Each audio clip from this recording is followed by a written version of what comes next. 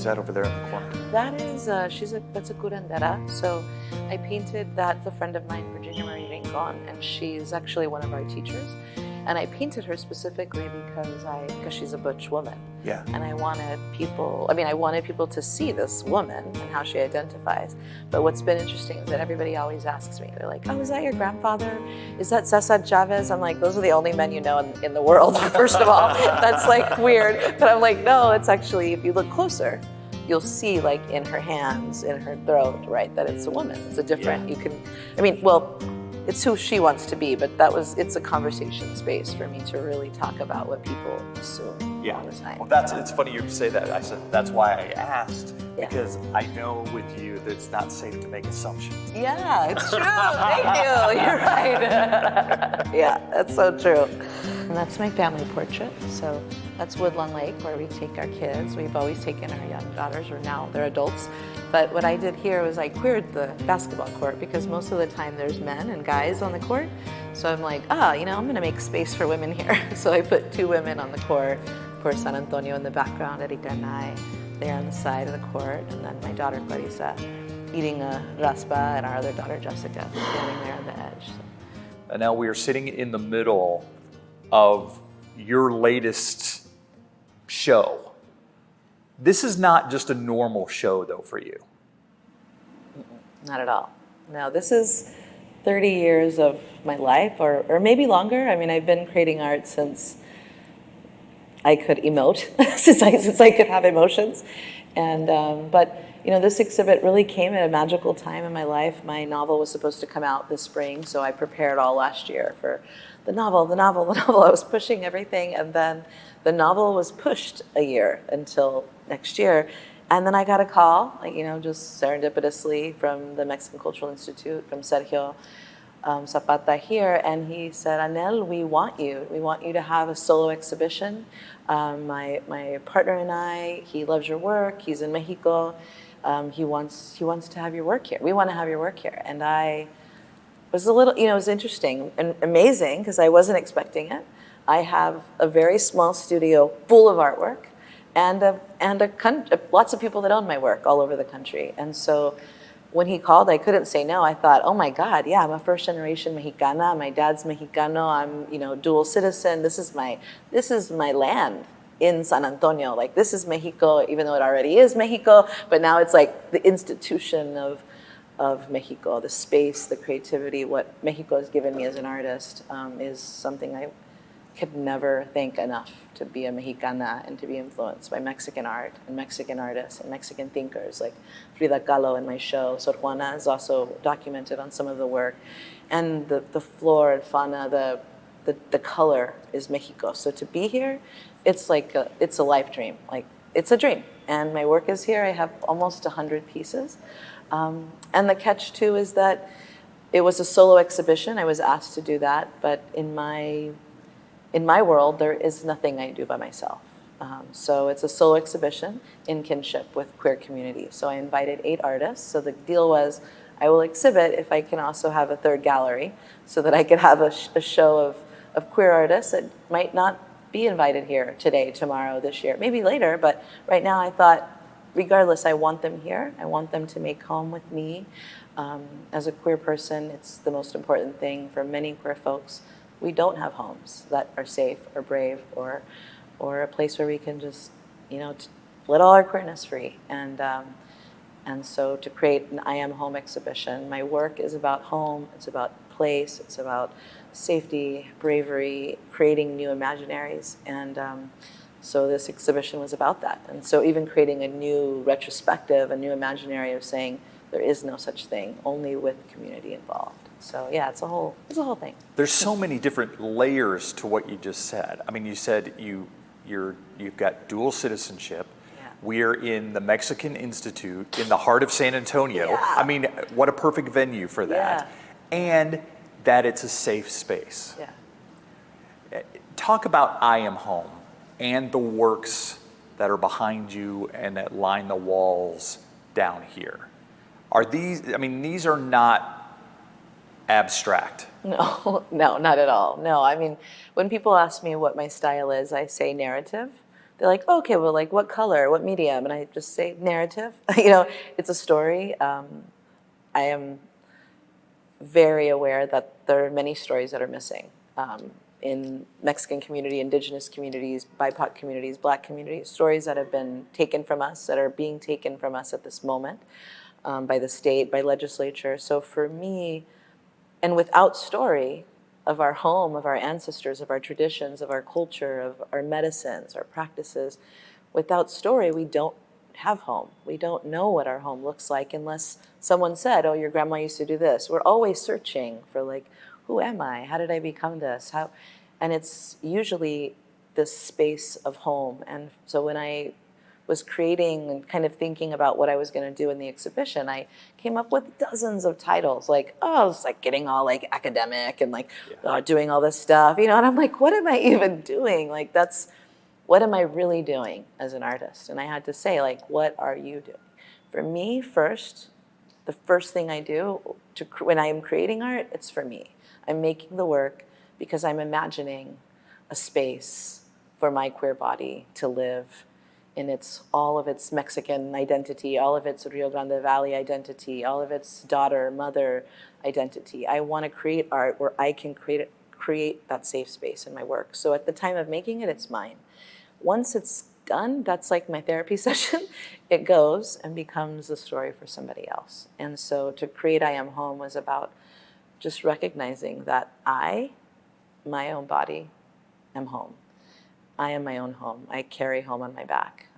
And I am home in community with the artwork, with the people, with those that are here sharing this work with me and who have carried me through this. Like, I don't do it alone. I was with friends this morning and they were thanking me for the work and thanking me for the work. And, you know, I have to, there's no way. My grandmother in my brain is saying, you have to also say thank you back, because with those friends, I mean, they created a date, they wanted to be here. You know, I'm home, and with them, they supported me through this.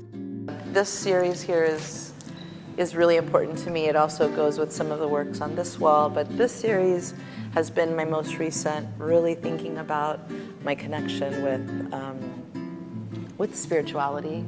That's another journey, I think, as an artist, is like really knowing where my medicine has come from as a queer person. And so, you know, this is called Maestra Agua, and it's very much about the elements. It's very much about really learning from the water, learning from memory, learning and taking in the medicine of who we are, of our own medicine. So Maestra Agua really is inspired about, like, I don't know how to explain it. I don't know how to talk about it. That's all right. But it's really emotional for me, because it's really just being introspective at this part of my life and creating spaces that are bravescapes.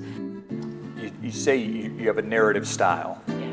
And you touched on it a little bit. Yeah. But what is the story that these works are telling? The story, I'll start with Sor Juana Inés de la Cruz, who I mentioned. You know, that story is of her as a 15th, 16th century nun in Mexico, and being a scholar, being a queer person, being a writer, being a poet. Her story was not allowed to be told. She had to publish her letters in, overseas, because she was a nun, because she wrote lesbian content. So going that far back, to say the narrative style is that I'm telling the stories of queer bodies, queer women, gender non-binary folks that, like myself, that are not told, that are not seen, and that provide space for other people to see themselves in.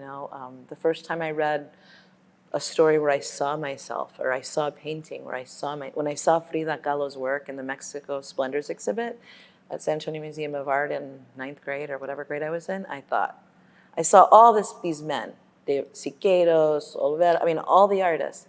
And then I saw Frida and I was like, whoa, totally different narrative. A narrative about life, about stillness, about her experience, instead of this other work where people were they were painting other people's experiences, and for me it was like, I want to tell that. I want to tell the story of what it is to be in a queer body, right? And so that other people can see themselves there, they can find their way into their own story. Do you think there's not a place for queer, non-binary artists because it makes people uncomfortable? That's one reason. I mean, I have been told even by queer people, oh, well, when I say, oh, I want to exhibit my work, or what about exhibiting my work? They'll say, well, it's a family space, which immediately is homophobic, because you're like, what are you saying? Like, why, because I'm gay or queer or trans or gender non-binary, why does the first thing that come out of your mind, well, it's a family space, children come here. Well, so what? Your children are queer too, maybe. Very possibly. And wow, imagine if they actually could see themselves early versus having to figure out who and where they are much later. It's like, I think there are spaces. I think that there's always a hesitation. I mean, with the rhetoric of hate and homophobia, it's just a clouded idea of who folks are. So no, I don't think there are enough spaces. And I think they're being taken away, like bill by bill. Does this chip away at that a little bit, an exhibit like this? Yeah, I think so. I really do. It creates space. It creates this, also gives even the individual artists that are here the feeling of saying, I can be in a gallery of this caliber, right? I can take space. I've seen children walk through as you and I are talking. Yeah. I love it. Yeah, and that's what I mean. That just fights against the, well, if it's queer and non-binary, it can't be in a family space. Yeah. Yeah, so true. This morning when I got here, I was here and there was a straight couple, like Chicano couple, and this man who was kind of teary-eyed, and I was with some friends, so the friend said, oh, she's the artist. And so he turned to me, and he's my age, just like beard, masculine, like a primo, like a cousin of mine. I just want to cry about it because he was like, he saw himself, and he's like a straight, cis, masculine, bearded Chicano, and I'm like, this is perfect. That is perfect, because if I can talk to the queer community, number one, but if I can get to, the heart of like a masculine man, a cis man, who also says, wow, I saw myself, and I haven't been making my art, he said, and I thank you. And I'm just like, damn, like you can go across the spectrum. I know that, and that's my goal, really. And I think that's the importance, and that's what I try to do. There's a power in having a conversation about it. There's a power in bringing it up and talking about what oftentimes is the elephant in the room. Yeah. And it dispels it, in my opinion. Yeah, it does. Because you don't make your art just for, I'm guessing, I don't want to put words in your mouth, but I'm guessing you don't just make your art for queer and non-binary people. No, for everybody. My mother, people who are my mother, right? Who, she's been on a journey for 30 years with me. So, I make it for mothers, for grandmothers, for sisters, for children, for everybody. I mean, it's beautiful work. I mean, I'm also making beauty. I'm creating beauty in spaces that it's, queer people, and when you see us like at parades, we're like, when it's Pride, we're like, wow, everything beautiful, everything glittery, everything colorful, because it's like in the rest of the time, we're like having to kind of often fit into certain characteristics or binaries. And it's like, no, let's just make things beautiful. This is our time. And so when I'm creating work, I'm like, how much more beauty can I pour into it? Is that home video? Yeah, that's home video from when I was a baby. So it's video from 0 to 6 years old. At 6 years old, this is hard to even say on recording, but at 6 years old, I was sexually abused. And so, it marks a time of my life where I kind of voided out a few years, I think. I just kind of something went away. I think I lost my childhood, Mm-hmm. And so this whole section here is very much about, really just telling my story, but as my graphic memoir. And so that video is from 0 to 6, where I felt like that's where my childhood was in that moment. And it's my grandmother that's also there, I talked about. Yeah. It's very, you are, I have the word brave in my head, that you would confront some of these things, and not only confront them, but put them out there for others to see. Yeah. is it cathartic in some ways? Yeah, it is.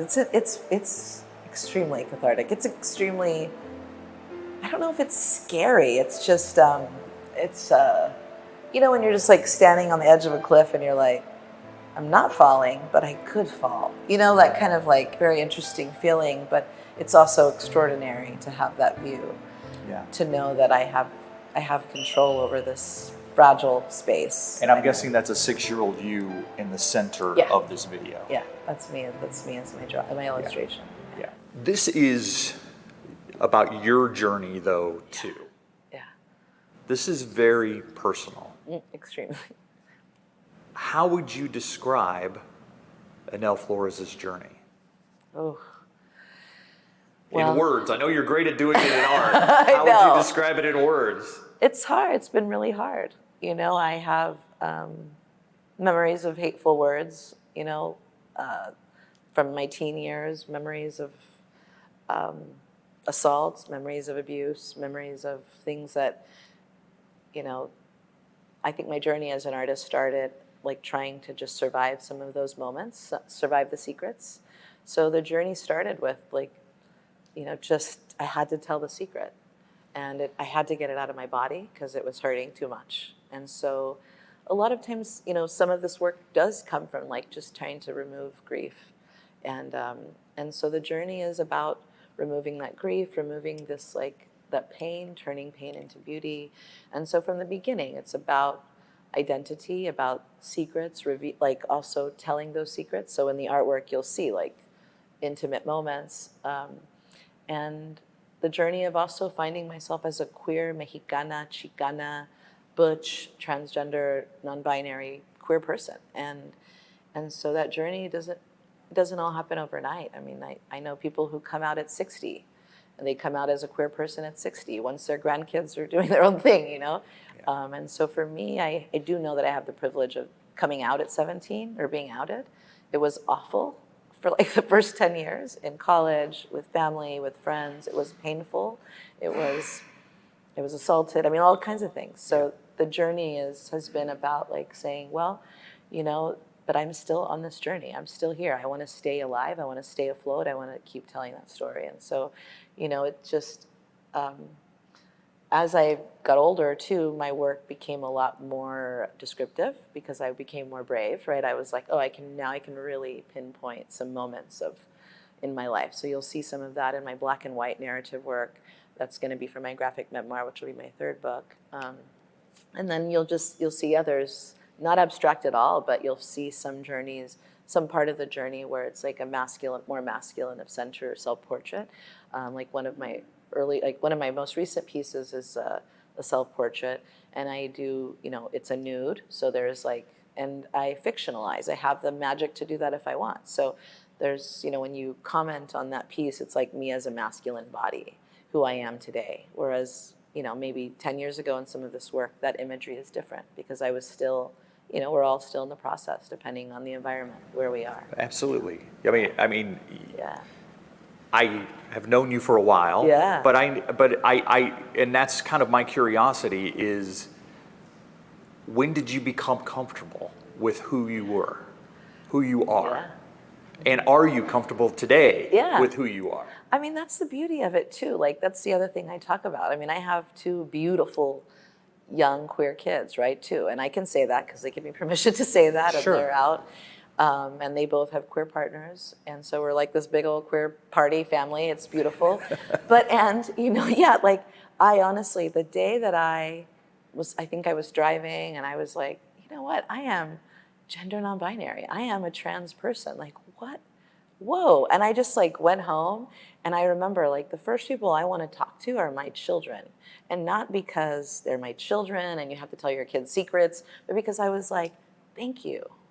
Like these young people, their partners, and them, they have created space in their laughter, in their, stories, and they're correcting me how I use pronouns, right? They're like, they're doing that, and that's such a beautiful thing. So am I comfortable with who I am?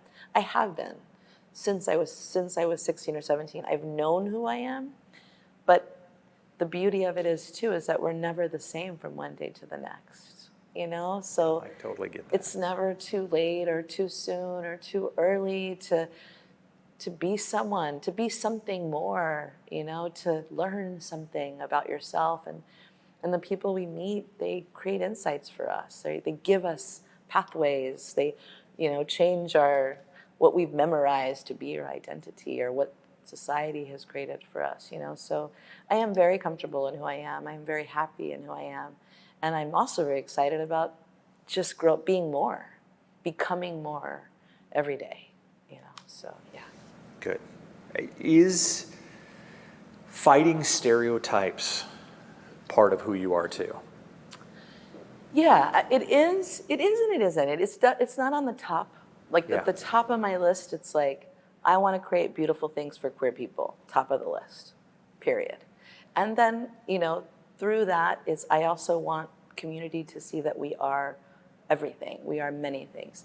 And we also are stereotypes. Because, I mean, some stereotypes happen because they're true, Yeah. right? We are like, yeah, I want to stand on the car wearing pasties and like stilettos, you know? That's the truth, because when am I going to get to do that, you know? So I want to do it for fun, but that's a fun stereotype. But you know, stereotypes, I think that,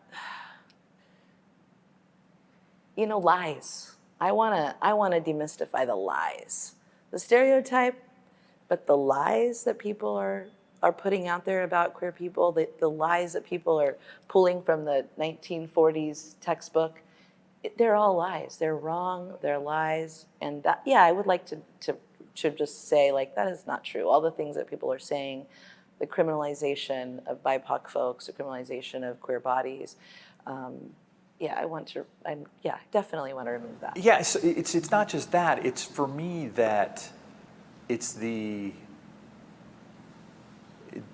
there are certain people that seem to align being queer, non-binary, LGBTQ, whether it's drag shows or whatever it is, they align it with perversion. Exactly. Yes. Instead of normalcy. Am I correct? Absolutely. And that's actually, I mean, part of the journey you asked earlier. Part of my journey too is like sitting with that perversion, that idea that who I am is a perversion. You know, I was a high school teacher for 14 years. I was with high school kids every day, 180 kids a day for 14 years. And it was brutal. You know, I would have people tell me, oh no, you can't take the girls on a field trip. You have to take a guy with you. I'm like, woo, my head's spinning. I don't even know what you're talking about. Like, I can't go, I can't drive alone because I'm gay. Okay. Or you always have to leave your door open if you're tutoring. But it was like, the men, they had their doors closed with their students, or they were taking them. But it was just like, it was that, but I had to fight that, like, they were making me feel as if I was a perversion, you know, and that happens so much that my own, you know, it's like, oh, why do I keep hearing it? Why are we hearing these false stories? That's not who I am. It's not who I am. So, you know, at the same time, it's like, yeah, I want to get rid of that whole idea. It's like not true at all. If anything, I feel queer folks, LGBT folks, trans folks, gender non-binary folks, we're so in touch with how we want to be touched, how we want to be loved. We are so like, we have to really internalize and create our own identities because there isn't much to look up to. So we have to create that. I think that has been a privilege too for me, to know my body. So if I know myself so well, if queer people we're learning ourselves by being intentional, by going deep, by going inward, we're gonna be the least likely to do any of that. Because we also know, like, no, I'm owning myself. Why would I ever want to violate anybody? Never. We know what that feels like, to be violated. Is there a power in this exhibit being, at least partially, during Pride Month? Oh, I feel like so excited. Yeah. In San Antonio, Yanaguana, on this land that is Mexico always, or Yanaguana always, indigenous always, during Pride. Yeah, for me, I'm so happy to be in San Antonio. It's been really good to me. Yeah. This is actually a meditation for me. I draw hearts as a meditation. And I just draw them and draw them and draw them in my journals. And so I have many. But when I thought, when I was organizing the show, that I had just started drawing hearts for some reason, I was like, oh wow, yeah, my most recent work, the hearts. And then as I was collecting, I realized my first sculptures that I ever did in 1997 and 95, they were like human hearts. And so I was like, oh wait, I've been doing this all 30 years. So it's extremely important, especially now, like really contemplating who I am and how much I believe in love and the power of love. That the corazón is really just like an image that I'm using constantly. It's part of who I am. It comes out without even me knowing it, you know. I'm gonna read. This is from the City of San Antonio Arts and Culture page. Okay, this is your bio. Okay. All right. Yeah. Literary arts, author, writer, playwright, poet, multidisciplinary, multiple art forms, performer and writer, teaching artist, instructor, visual arts, architectural illustrator, artisan, illustrator, jeweler, maker, mixed media artist, painter, printmaker, creative, and writing coach. Yeah.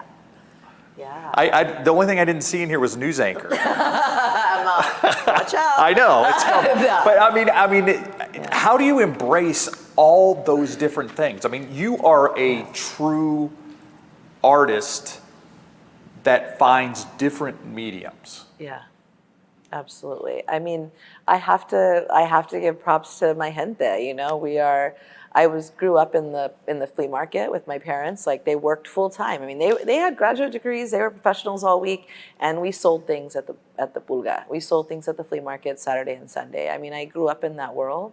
I grew up with my uncles and aunts selling things, you know, out of the trunk. You know, I have prints and books in my trunk. I do the same thing. I know the hustle. So for me, and not in a bad way, like in the way that we're resourceful. So for me, I think that also like became part of who I am.